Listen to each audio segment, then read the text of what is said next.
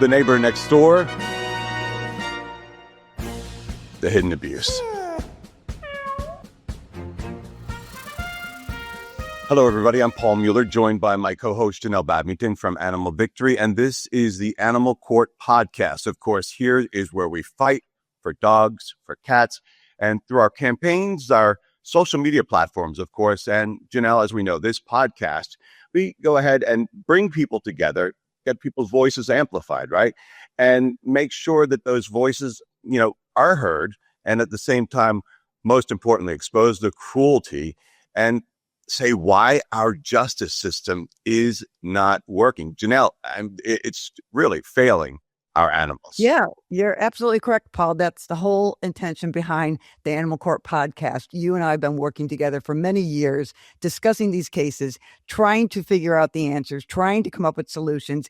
We see what's going on. We can't oftentimes explain it to our viewers because it's a lot more difficult than it seems. Together, again, I mentioned this, we probably have 3,000 cases, petitions, and investigations. So on that note, we need to be able to get our viewers involved with us, let them know exactly what it is that we're going through, what we see, and collaborate to get more help. We want to show them why the system is failing our animals. We have all of the proof, and now we need to collaborate and work with our viewers and let them know via the podcast. And this is the perfect way to do it. And, this should be a warning to everyone, a caution, of course. Janelle, you and I work in a field, if you will, where, this is very sensitive content and the nature of the content can be very difficult for people to understand. You and I, we even have sometimes issues handling these cases because they are so really, they're just horrific. And sometimes our audience has trouble with that. So we just want to put that warning out there because, too often, Janelle, the details of these cases are, as I said, horrific, but we're here because we're going to break the cases down one by one and explain what happened, explain the details, and then explain, what happened in court and why we were satisfied with the outcome or not satisfied. And again, mostly, we take some small wins, but the victories are really few and far between. Of course. And there's a lot of explanation and a lot of topics we have to cover during our podcast. Today, we are going to specifically, and I think this is great for our second podcast, try to get this in some sort of sequential order for our viewers. And today's episode is basically titled The Roots of Cruelty, understanding what we believe are the four major causes of animal abuse, understanding neglect, intentional abuse, overpopulation, and puppy mills. That's a lot to take in all at once, Janelle. So let's just go ahead and go through that again if we can. So the first one was neglect, right? Yes. The first then we went to right. Then we went to intentional abuse, which we kind of understand what that is already. The puppy mills is another one. And then overpopulation. That's one of the biggest ones as well. So we have those four. So why don't we go ahead and just break them down and give our viewers, our audience, what's behind each one of those? All right. Well, I believe neglect is the number one reason of animal abuse. And when I talk, I'm specifically, as you know, Paul, we're talking about dogs and cats. Of course, all animals apply, but dogs and cats are the number one and number two animals most reportedly abused, and they are the closest companions to people. So we focus on dogs and cats. So when we're talking about neglect, neglect is the most common form of cruelty. It includes the failure to provide the basic needs. And we're talking food and water, shelter, veterinary care, grooming, safety. So most cruelty in the U.S. falls under what we dub passive abuse. Okay. And this is where animals simply don't receive the care required to survive. So I pulled up one example if you'd like to take a look at it. And this example, here's a perfect classic example of abuse. This was actually in 2025, Amanda Vanessa Ortez. Uh, our headline was Cat Suffered Agonizing Death Because She Was Left Caged on a Hot Balcony. This is a classic case of neglect. Why she did this, we'll never know. These we're not dealing with level-headed people when we talk about animal abuse, but she left the cat out, dying from heat. It died of heat stroke on the apartment balcony. The fire department came to get the cat. I believe there was a neighbor that reported it, that saw the cat, and of course you can't get onto private property to do anything about it. It's horrific. They're all horrific, but this is a classic example of neglect. And Amanda, she was charged with a misdemeanor and a fine of about $400. Of course, it's not enough. We know it's not enough. I mean, let's talk about that for a minute. Here you have a poor, innocent cat out there. It's Bay County, Florida, in the hot Florida sun. And I hate to use the word baking, but that is essentially what happened. And we always try to put ourselves in the minds of these people, Janelle. And the question, why? Why would someone do that? You brought it up earlier. And I've come across this realization lately that, you know what, it's a good thing that we can't answer the why, because that means that we are not in the mind of that individual and we have no idea why they would do that. That's actually a Excellent good thing point. that we sit there and ask. Excellent point. Excellent point, Paul. Why they would do that again, that answers, it's the same reason why you have violent offenders. These people they're evil, and in my mind, they're sick. I will always refer to sick, okay? This particular case, if I had to throw out my synopsis of what I believe happened, the woman had some children. I believe there was another animal also that she had, and I certainly can't believe that somebody would just forget to leave their cat caged on a balcony, but maybe that's what she did. I don't know. In any event, the bottom line was, she was charged with a misdemeanor, $400 fine, clearly not enough. This isn't going to affect her, I don't think. A $400 fine and a misdemeanor. So the misdemeanor doesn't even follow her along, essentially, for any new jobs, any applications anywhere.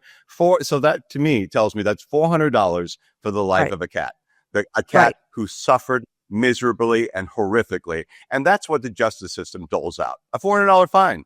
Someone could pay Right. that much for a pair of shoes if they're on the high end of, of wearing Right. accessories, things like that. Right. $400. And they're right. But there, and that's going to be another topic for another day, Paul, why the justice system fails us. There's a lot of reasons why, Amanda Ortez was charged with the misdemeanor. First of all, I'd have to look at the law. Okay. But if I had to try to bullet point it, there's first of all, the DA and the judges, they make all of the decisions. They hold all of the power. Okay. They can decide whether to prosecute a case or not. And they are overwhelmed with cases. This is one thing I can say, with a fact, because we put so many cases out there and we'll get answers back sometimes and sometimes we won't. But it's a fact that they are overwhelmed. You have other issues that come into play depending on the jurisdiction. You may have an inexperienced attorney. There may not be enough evidence to charge her with a felony, because I believe this should have been a felony. But at the end of the day, the judge can do whatever they want to do. And they could just say, this is what I believe. I don't think there was enough evidence. This is what you're getting. Bye-bye. But at the same time, I always hear a cry of, why not more time? Why not a harsher sentence? The judge, too, has to go in accordance with what they're given as far as that state law.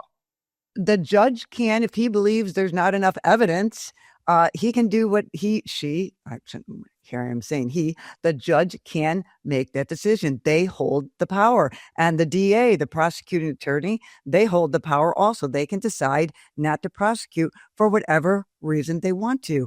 And there's really not much we can do about that, because that is the way the justice system works. So the whys, there's numerous reasons, and we only have so much time to spend on a case. We're pounding out as many as we can. because again, this is where petitions and protests and people like you, Paul, that do investigations come into play.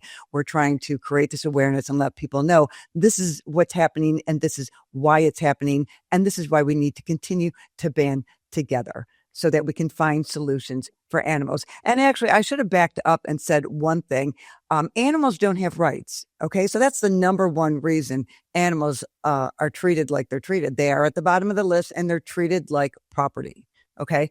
And unless you have an animal lover as a judge or a prosecuting attorney, I mean, the odds are going to be against animals Mm-hmm. until they get rights. My Mm-hmm. opinion. And then some of the other things that we're going to talk about again with the neglect, they all kind of play into each other. The next one we're going to talk about, which I believe is the number two reason, is overpopulation. Okay. So until we can curb the population, let me give you a brief description. Overpopulation and unwanted litters. This is one of the largest drivers of suffering for dogs and cats. In the US, there's an estimated 70 million dogs and cats homeless at any given time. Okay. So you got about 6 to 8 million that enter shelters each year, meaning most never find help.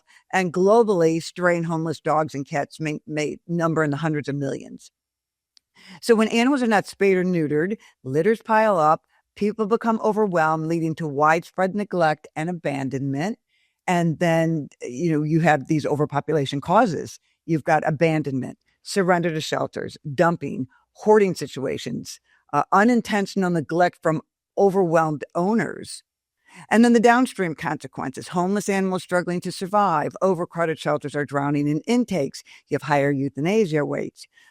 This is preventable suffering on a massive scale. So this category alone is responsible for millions of animal deaths each year. And to bottom line this, we need funded, high volume spay, neuter, cat, and dog programs. There are simply too many dogs and cats and not enough homes. I'll probably Well, repeat that phrase at the same every. time, though, if we need that, we need people who are going to be responsible and spay and or neuter their animals. And we also talk about, if you look at breeders as well, they're bringing a whole new set of animals into our Yeah. world where we already have this huge issue. The large shelters, especially here in Texas. I mean, there are Mm. pages of animals each and Oh, every day, and many of our viewers know that, our audience know that have to be euthanized for space. However, we don't have responsible people with, spaying and neutering. Then we've got the breeders. So it all leads up to one big mess, if you want to call it. yeah, absolutely correct, Paul. And overpopulation is huge. And why, I remember Penny telling me this one time, or asking me, or we were having a conversation. She said, why haven't they developed like a birth control pill that they can drop from the sky for the cats? Cats outnumber dogs. And I thought that is brilliant. And I was actually talking with Bree from the United Spay Alliance about this too. And at one point she hinted, well, we're closer to that than you think. So that was good news. That was good news because feral cats, I could do 100 podcasts on feral cats, 1,000 podcasts on feral cats and the problems, and dogs, of course. In Texas, Yeah. just this morning, I had an email from somebody, and literally, I couldn't send it to you because you're as bombarded with emails as I am in cases.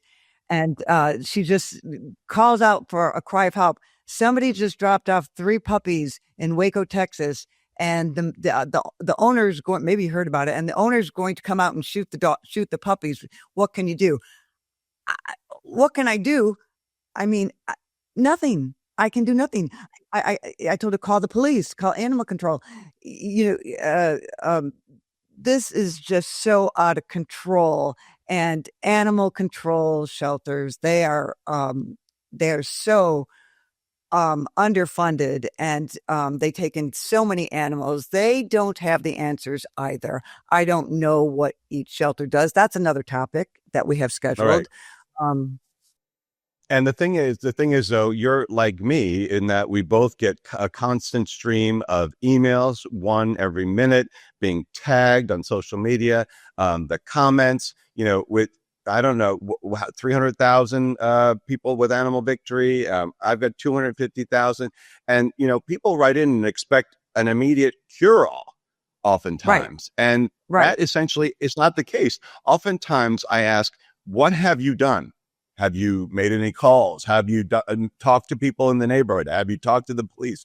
Because it's my experience on social media that people will come to certain individuals, myself included, and Hmm. expect the answers right away. And unfortunately, I can't do that. There is just Right. so much. And the funny thing with Janelle, and it's not funny because, it hurts our lives, our personal lives, is that, I can call Janelle at 4:15 in the morning and she's still awake working on these cases. So what does As that are say? you. We're up until right. We're up until 4:15 in the morning, I working these know, cases. And because what's worse, go ahead. I think what happens with you and me together. We have so many cases, and that's our time where we can finally, everybody's leaving us alone. So let's go back and examine these emails. Let's see what we want to do. And 9 out of 10 times we don't have an answer, which is why the Animal Right. Court podcast has Right. started. But here we are, and we continue to be passionate, and you and me will always be passionate. There's no question about that. Um, so, we do what we It's a can, call. and It's that's a how we got to the calling. animal court. It Right. certainly is a It's a calling. It's call. our passion. It's our Right. passion It's our without passion. question. Animals need to And be treated with respect, and we need to find better ways to protect them. And that is my goal in life, without question, to make a dent. And when I go, hopefully the younger generation, which is, they'll carry this over the finish line and start to say, we did what to animals, we've got and to then they'll okay. be Listen, we've got a long ways to go until that one. Let's go back to the four biggest factors, Janelle. I okay, think what would okay. it be? Would puppy mills be Well, the third? yeah. Well, did you want to see an example about overpopulation? Oh yes, please. Oh, the case out of Elkhart, Indiana, right? Yeah, the case out of Elkhart, Indiana. This Oh, case here, I oh, spent I spent probably 100 hours working on it, and I've stopped. I should know this verbatim, but I don't, and I won't close it out because I'm determined still to make an example out of this case. Okay. And what this is about is there were three men who killed cats in a trash compactor. And it's in Elkhart, Indiana. The three men who worked for Jayco, and Jayco is the recreational vehicle company, and they're one of the largest employers in Elkhart, Indiana. Um, so these the three men, it's a feral cat colony, which is right, going on all over the world. Okay. You have a lot of people, a lot of shelters that feed these feral cats, a lot of individuals. I did it myself for 10 years. I know a lot right. about TNR. So these cats had their homes there. At some point, somebody told them to get rid of the cats. There's all kinds of stories going around. I don't know what to believe, what not to believe, but I do know for a fact the men were charged with taking two of the cats, taping them up in a box, and crushing them in a trash compactor. Did the PACT Act apply? No, it did not apply. Okay. Because it wasn't on federal property and it didn't cross any state lines. Again, we talked about the PACT Act in our first. So that's a big issue there because they truly crushed them. Now, the disappointing part about this case, I say this because this is a result of overpopulation. We have so many cats, and there are a lot of colonies, and they're taken care of by a lot of people. And this was one colony in particular. It's my understanding they were around for about 10 years. I worked with Jody Aker, who's from Meow Mission. There's a handful of us working on this Jayco situation for a long time, trying to come up with answers. What can we do? But the bottom line was prosecuting attorney Vicki Becker turned the case around, found a loophole in the law, and claimed that this wasn't a felony. She dismissed the charges from the three men, and everyone goes on with their life. So how she could do that is beyond me. Well, she's got the power; she can do that, but she Wasn't there a clerical issue in the affidavit? There was some kind of issue, if you will. But still, I mean, okay, we think about this. Think about what everybody, listen, audience, think about what you said. You've got a feral colony at this plant, Jayco RV. People there were feeding, and all of a sudden, somebody said, "Get rid of the cats." So you've got these right, three employees. Think about this: taking a cardboard box, putting the cats in the box, I believe taping the box, and then, Live. I'm sorry, again, that's why I said at the beginning, this is a sensitive nature of this topic, and putting that box into the trash compactor. Let that settle in for a minute. Let that settle in. So then there's Yeah. two charges, and then they're dropped. And so these guys essentially get off free and clear. Yeah, well, they did lose their job. Jayco would have had to have done that to protect their reputation. But I have my suspicions deep down. Nothing I'm going to verbalize Yep. because there's nothing concrete. But I do know that Vicki Becker found a loophole within the law, and I also know because we worked with the Animal Legal Defense Fund that they are working to change the law as a result of this Mm. Jayco incident, which is Hmm. how I refer to it. So I believe politics come into play here, okay? Because she claimed it on a Scrivener's error. If you were to watch the entire case and watch the video, we have the video. We were able to get the evidence. If you were to watch all of that, you can see why there are a lot of suspicions raised regarding this case.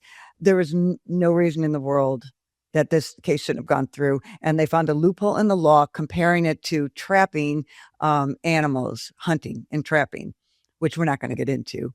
But that Right. is how, and she came out with the press release. There was a Scrivener's error. Again, it's all subterfuge, which is what I So her press Yeah. release. But I Anyway, mean, I did hear a silver lining there that they're going to be working on possibly changing yes, laws or yes. changing things around. So when we have another situation, if you will, happen, Hmm. Hmm. hopefully, when we say hopefully, we'll get a victory there. And it's sad that we Exactly. have to do. I don't understand how Vicki Becker can sleep at night knowing that she turned this around. She did not turn this around. She turned this around, I believe, for political reasons. I have a right to my It's opinion, and that's what I regardless, believe, regardless of what the reason was. You have to think regardless about of the what the moral reason was. compass. Exactly, exactly. So this is an example of overpopulation, if you will. And of course, I probably have 100 more, just a Yeah. thousand more. But this is one I Hmm. wanted to bring up because I'm very passionate about. So that's what we're talking about with overpopulation. Until we curb the overpopulation, we're going to have feral cat colonies. We're going to have puppies being dropped off in Waco, and people shooting them to death without any cameras. These situations are going to happen. And again, until animals get rights, people are going to get away with it. Animals are at the bottom of the list. Sadly, Hmm. uh, you have to have a very caring prosecuting attorney, district attorney, and judge to get some of these cases to move forward. And And fortunately, for example, there, when you talk about that, I can think right off the top of my head, of course, of Brevard County, Florida, Sheriff Wayne Ivey. He oh, I works love with the him. prosecutor there. That's what most animal advocates say. He Yeah. works with the prosecutor. He works with the judge there. Hmm. And he always does his social media thing. Having been in TV news, we call it the perp walk.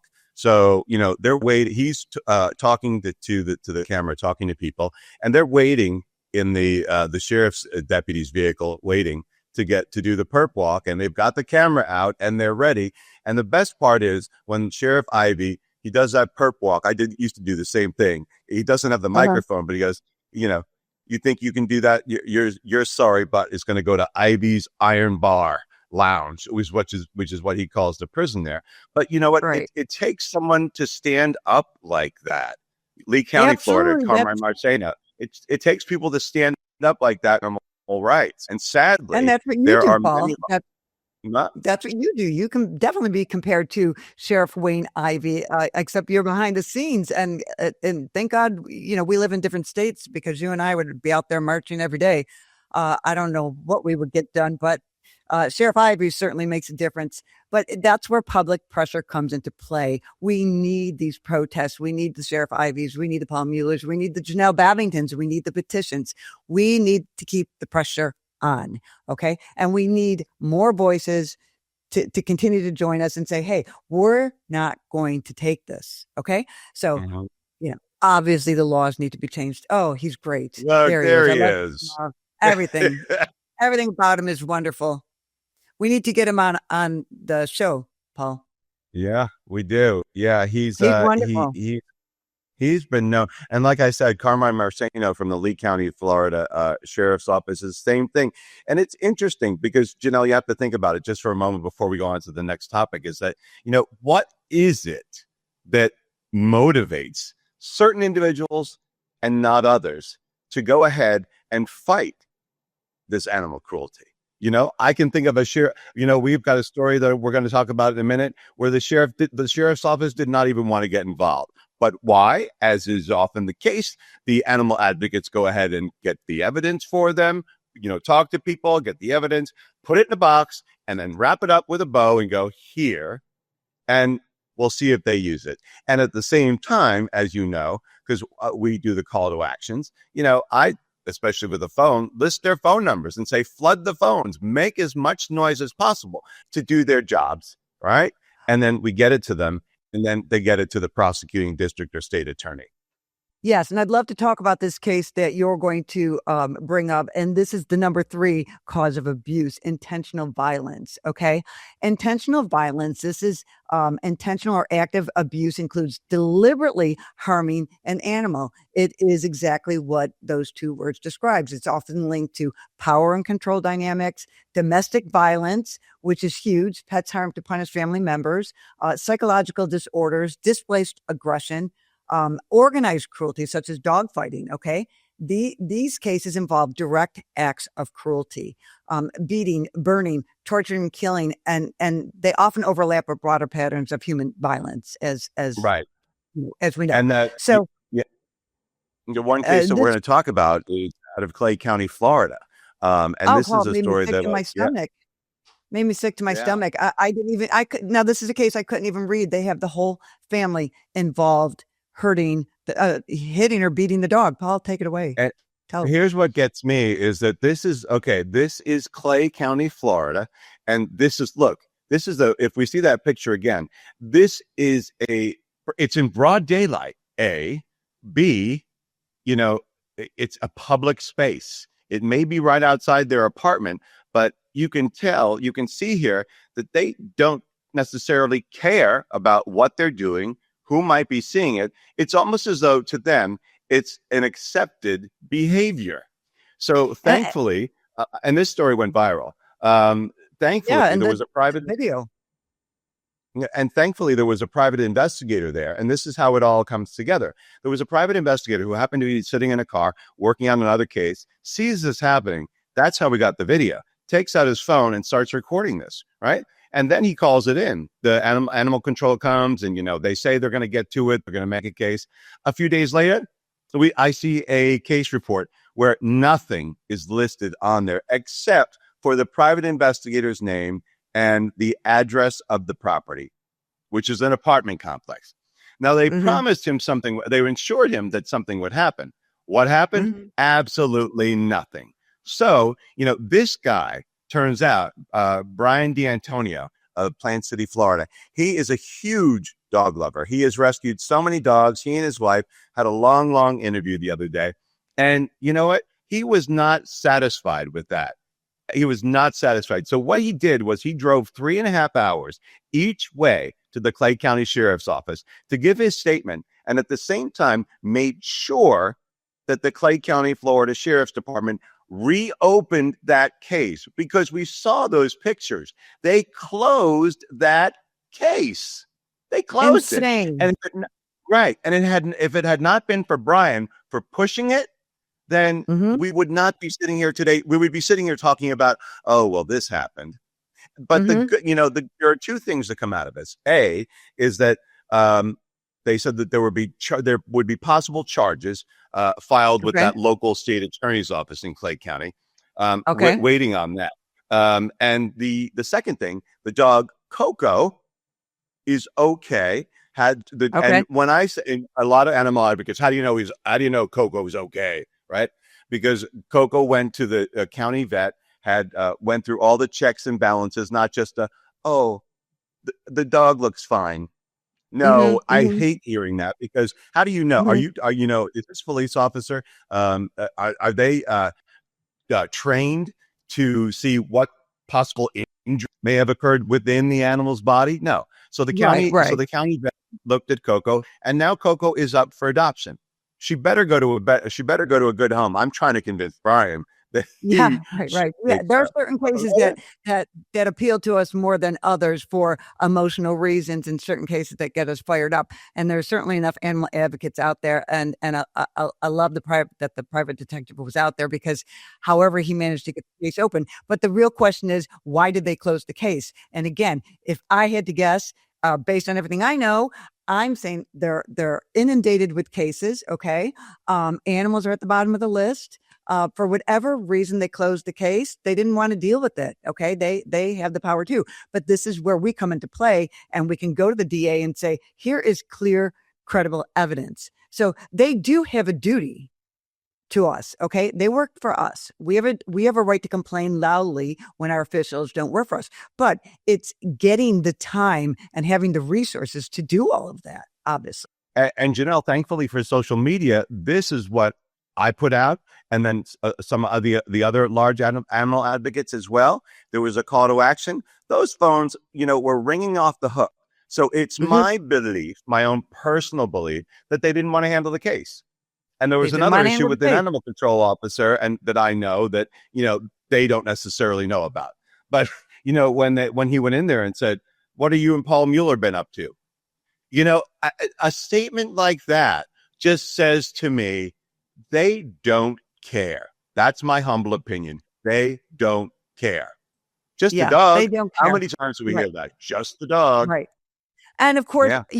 we can't blame all of them. There are certain people in control at the sheriff's department that can make it, make the decision again. So you may have 20 officers there that love animals and want to do something, but it's out of their control. They can't do anything. Again, there are people All that right. make the decisions, and that's what we have to roll with. And again, I always go back to thinking. I find it hard to believe people could lack the compassion to not be able to pursue, especially a case like this, especially when we are clearly seeing they've got the whole family involved. So now we've got five potential animal abusers in the future. Well, we have five potential animal abusers or four, however many were on. I couldn't even watch the video, which happens oftentimes with me. I can't. I have enough cases that keep me up at night. Don't send And me the video, Paul. yeah, don't send me the video. I've seen enough to know better. But and I just want to bring this up quickly. We are desensitized to a degree. Okay, people say, "How can you do this?" I always say I'm in the business of getting more subscribers because I lose 300 people a week. We can't look at it. We can't watch it. We can't this, we can't that. And I get that. We get that. We understand that. We can appreciate that. But on the flip side, we can't get help for animals if we can't get people to band together and fight for them. So we just have to Uh, keep struggling, Um, struggling, working. and I'm glad you clarified that. You're in the business of getting subscribers, because Yeah. that means, and I always say this too, when we say subscribers, we're talking about the number of eyes that are on animal cruelty, Yes. because some Correct. Correct. people just can't, just some people say, I cannot. And I've had this. I know you've had it too. I can't deal with Paul. I can't deal with those cases anymore.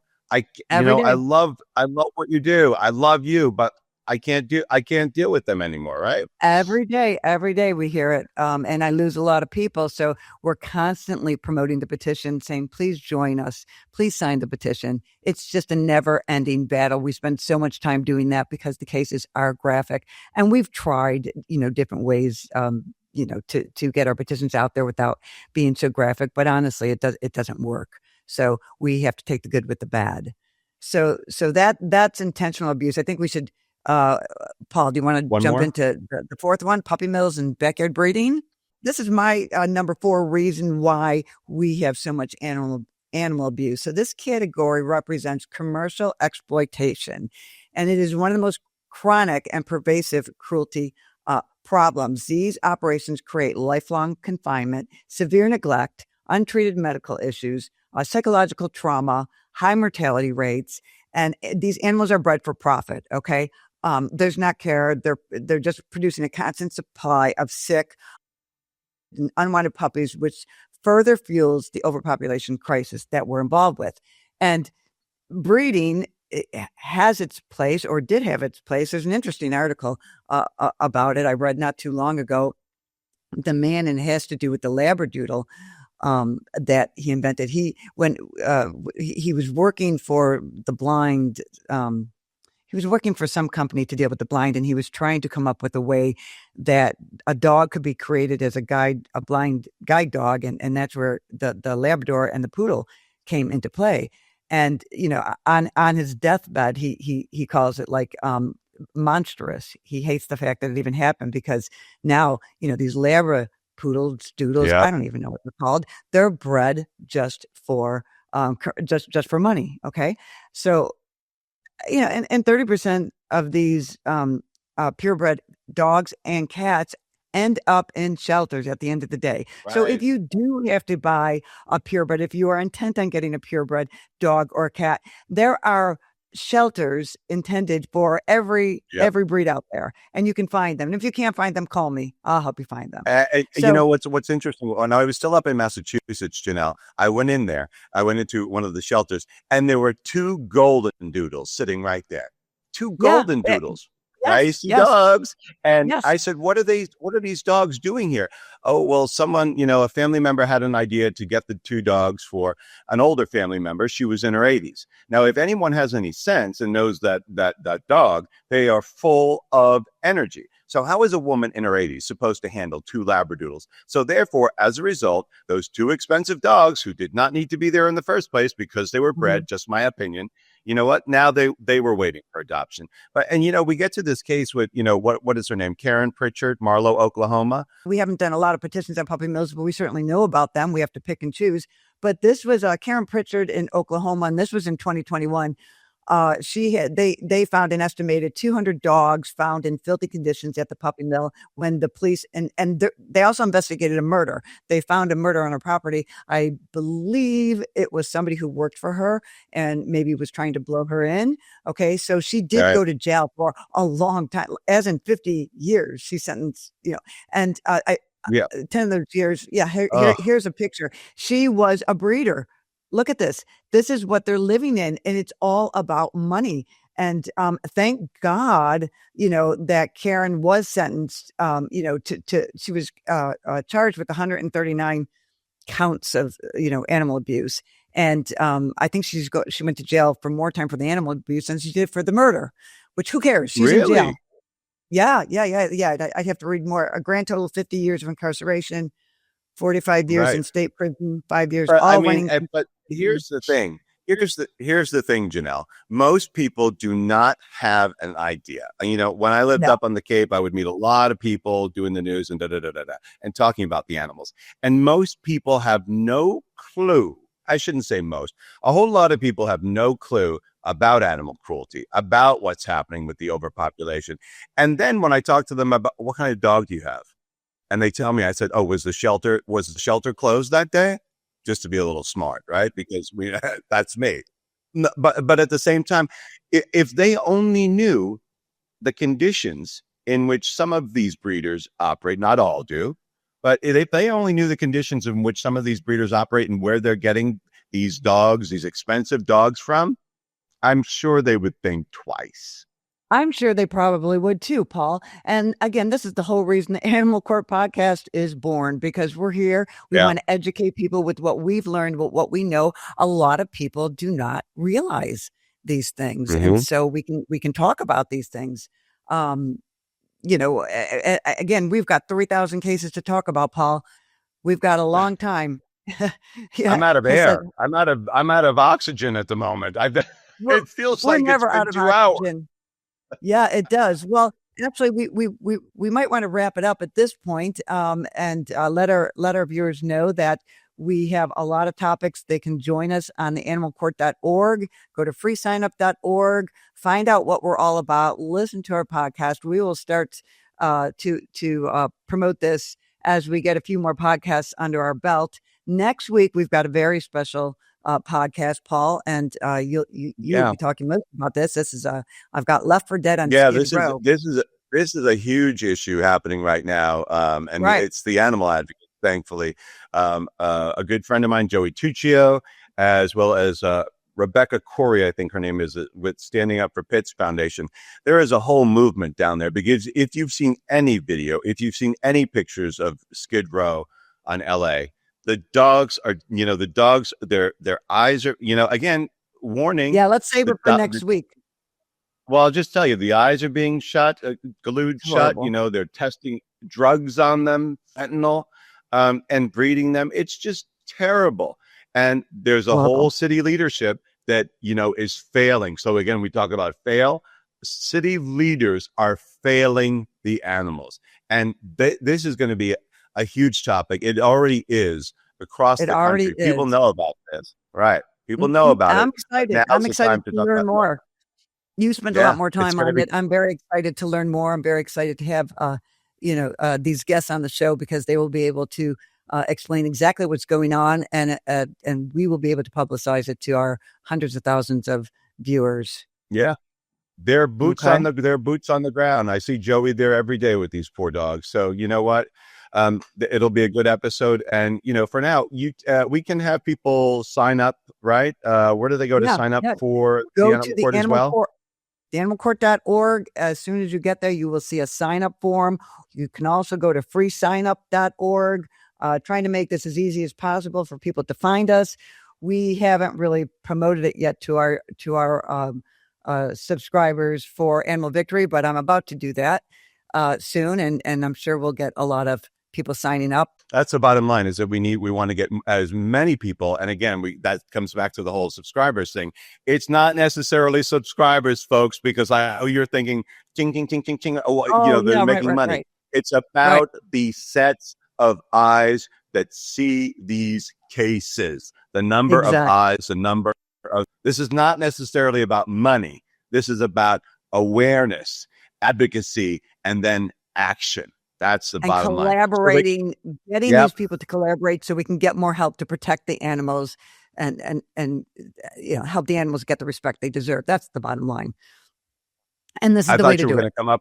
I thought you were going to come up with that Mommy Dearest line, get the respect that I'm entitled to. But I think that's a great way to end this episode. That is. That's a great way to end it, Paul. Okay, Janelle, it's been fun as always. Always fun. I'm sure I'll be talking to you in about 3 minutes when we hang out. 5 minutes to critique my performance. All right. That's going to do it, everybody. We appreciate you joining us here on the Animal Court. Of course, tell your friends, tell the people who are interested in animal advocacy, in animal awareness. Make them, tell them about us and make them aware of what we do, because it is so important. Because again, as we know, animal abuse can lead to much worse crimes, especially against humans down the line. So let's try and do everything we can, nip this in the bud, and all be on the same page. And, with that said, thanks for being here, everybody. Thanks, Janelle. Thank you, Paul. This is The Animal Court, a nonprofit podcast that's powered in part by your donations. Please visit us online at theanimalcourt.org and don't miss the next episode.